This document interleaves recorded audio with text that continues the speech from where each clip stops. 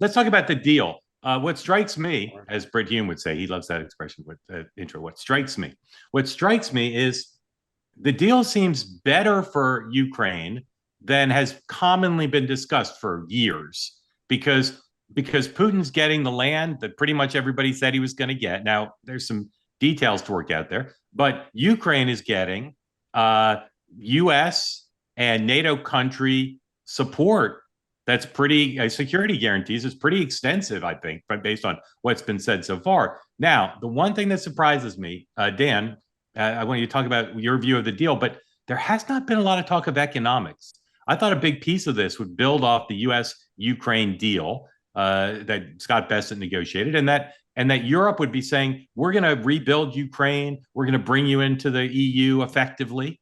But I'm surprised that I've heard almost no talk of that. Dan, what's your view of where the deal is headed, if there is one?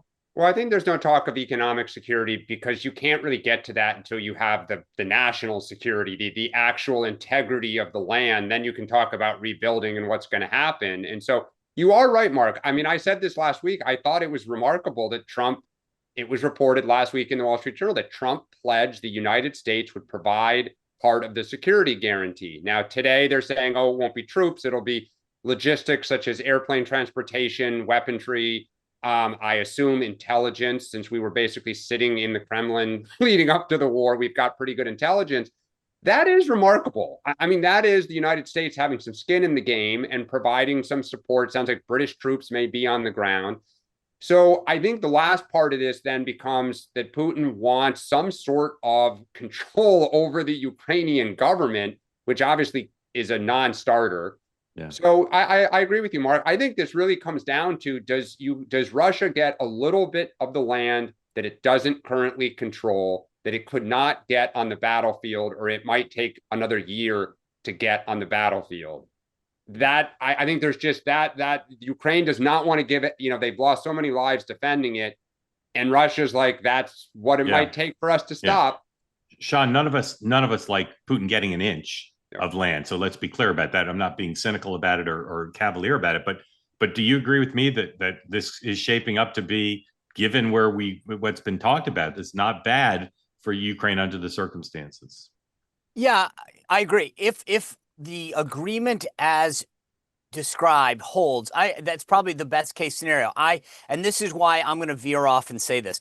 I don't think we're going to get a deal, because I actually think that Putin is not going to ever allow a peacekeeping force. It's always been about the land and then the security apparatus the follow on. I think that he is going to obfuscate when we get down to the details. They'll get to the land and then I'll say, but I'm only going to allow 500 or something like that. Right. Chinese troops, he pitched. Right. I mean, yeah. And so I don't mean to be cynical, and I hope I'm wrong on this one. I am surprised for all of these reasons. And I do believe at the end of the day, Putin is going to find some reason to object, to say no, and then trying to get Trump to throw up his hands, because Trump has said at some point, I just can't do it anymore.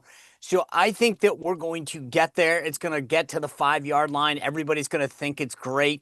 We're all going to clap each other's, everyone's going to clap and pat each other on the back. Look, like I said, I want to be clear. I hope I'm wrong on this. I can't believe that Putin will buy into this. Want more great clips like that? I've got an idea. Hit the subscribe button, be part of the Two Way community, never miss a clip. And you can always watch our full episodes, join them live, go to twoway.tv.